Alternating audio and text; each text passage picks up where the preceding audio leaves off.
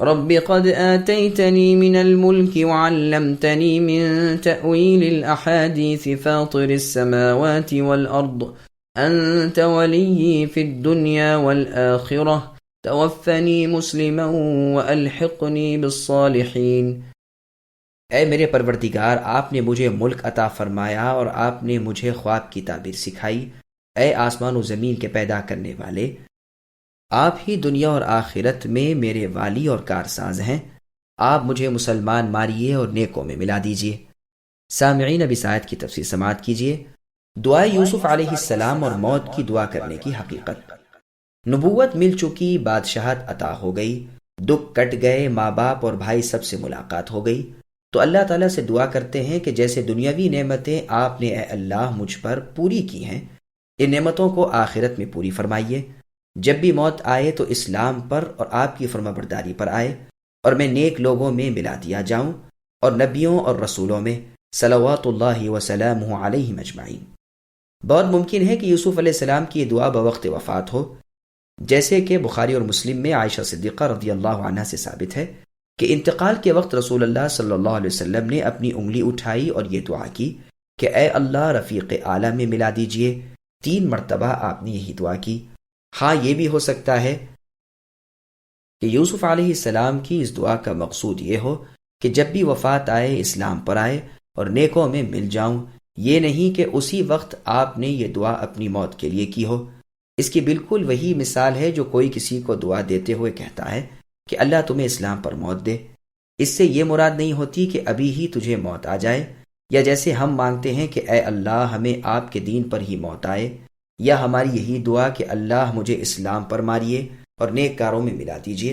اور اگر یہی مراد ہو کہ واقعی آپ نے اسی وقت موت مانگی تو ممکن ہے کہ یہ بات اس شریعت میں جائز ہو۔ چنانچہ قتادہ رحمہ اللہ کا قول ہے کہ جب آپ کے تمام کام بن گئے، آنکھیں ٹھنڈی ہو گئیں، ملک، مال، عزت، آبرو، خاندان، برادری کی بادشاہت سب مل گئے، تو آپ کو صالحین کی جماعت میں پہنچنے کا اشتیاق پیدا ہوا۔ ابن عباس رضی اللہ عنہما فرماتے ہیں کسی نبی نے سوائے یوسف علیہ السلام کے آپ سے پہلے موت طلب نہیں کی۔ ابن عباس رضی اللہ عنہما فرماتے ہیں یہی سب سے پہلے اس دعا کے مانگنے والے ہیں۔ ممکن ہے اس سے مراد ابن عباس رضی اللہ عنہما کی یہ ہو کہ اس دعا کو سب سے پہلے کرنے والے یعنی خاتمۃ الاسلام پر ہونے کی دعا کے سب سے پہلے مانگنے والے آپ ہی تھے، جیسا کہ سورہ نوح کی آیت نمبر 28 میں نوح علیہ السلام کی دعا ہے، رب اغفر لی ولوالدی، سب سے پہلے نوح علیہ السلام نے مانگی تھی۔ باوجود اس کے بھی اگر یہی کہا جائے کہ یوسف علیہ السلام نے موت کی ہی دعا کی تھی تو ہم کہتے ہیں ہو سکتا ہے کہ ان کے دین میں جائز ہو، ہمارے ہاں تو سخت ممنوع ہے۔ چنانچہ مسند احمد میں ہے رسول اللہ صلی اللہ علیہ وسلم فرماتے ہیں تم میں کوئی سختی اور ضرر سے گھبرا کر موت کی آرزو نہ کرے، اور اگر اسے ایسی ہی تمنا کرنی ضروری ہے تو یوں کہے کہ اے اللہ جب تک میری حیات آپ کے علم میں میرے لیے بہتر ہو مجھے زندہ رکھیے، اور جب آپ کے علم میں میری موت میرے لیے بہتر ہو تو مجھے موت دے دیجیے۔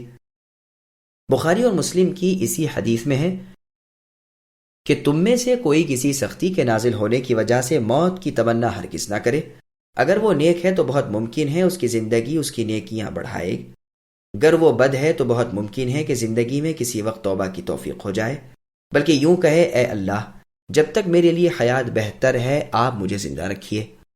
یہ یاد رہے کہ یہ حکم اس مصیبت میں ہے جو دنیاوی ہو اور اسی کی ذات کے متعلق ہو، لیکن اگر فتنہ مذہبی ہو، مصیبت دینی ہو تو موت کا سوال جائز ہے، جیسے کہ فرعون کے جادوگروں نے اس وقت دعا کی تھی جبکہ فرعون انہیں قتل کرنے کی دھمکیاں دے رہا تھا۔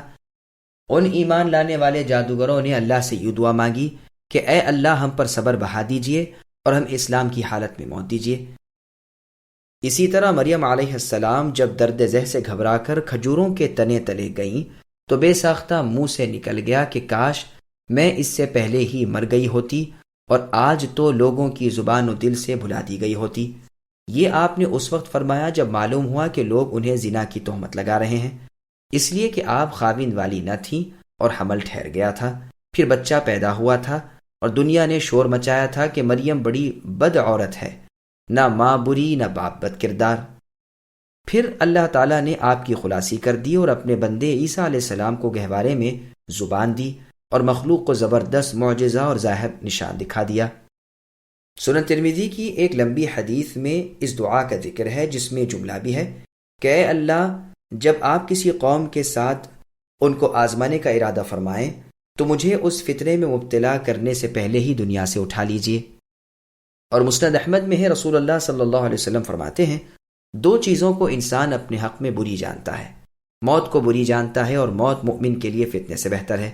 مال کی کمی کو انسان اپنے لیے برائی خیال کرتا ہے، حالانکہ مال کی کمی حساب کی کمی ہے۔ الغرض دینی فتنوں کے وقت طلب موت جائز ہے۔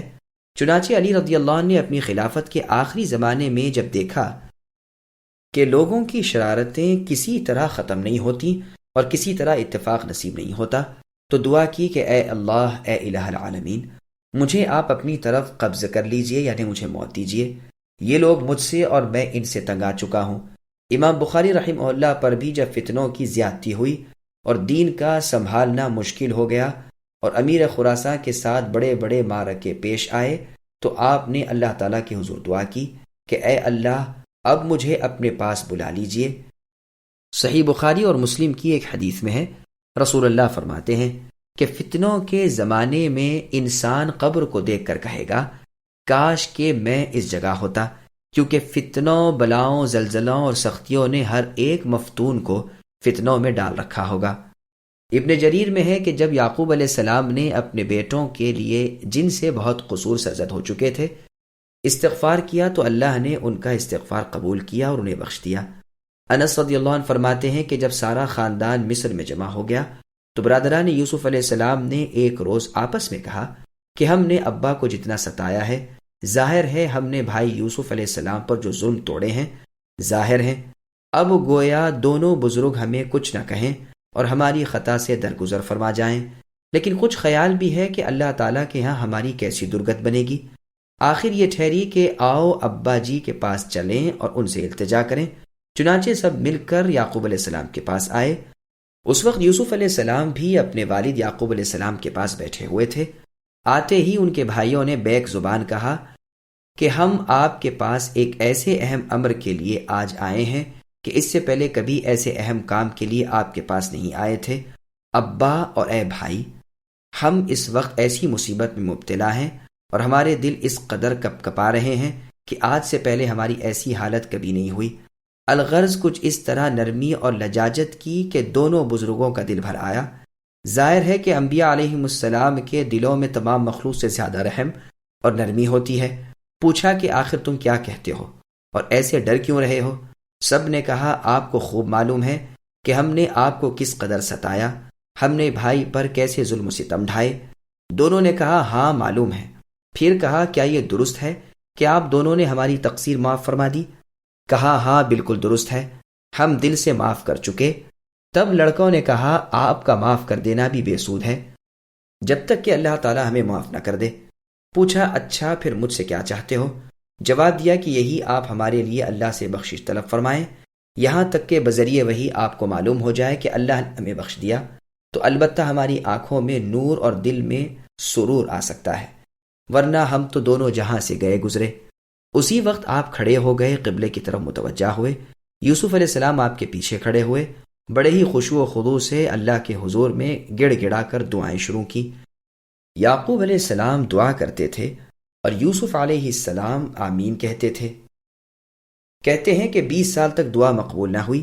آخر 20 سال تک جب کہ بھائیوں کا خوف الہی سے خشک ہونے لگا، تب وہی آئی اور قبولیت دعا اور بخشش فرزندان کی بشارت سنائی گئی، بلکہ یہ بھی فرمایا گیا کہ اللہ کا وعدہ ہے کہ آپ کے بعد نبوت بھی انہیں ملے گی۔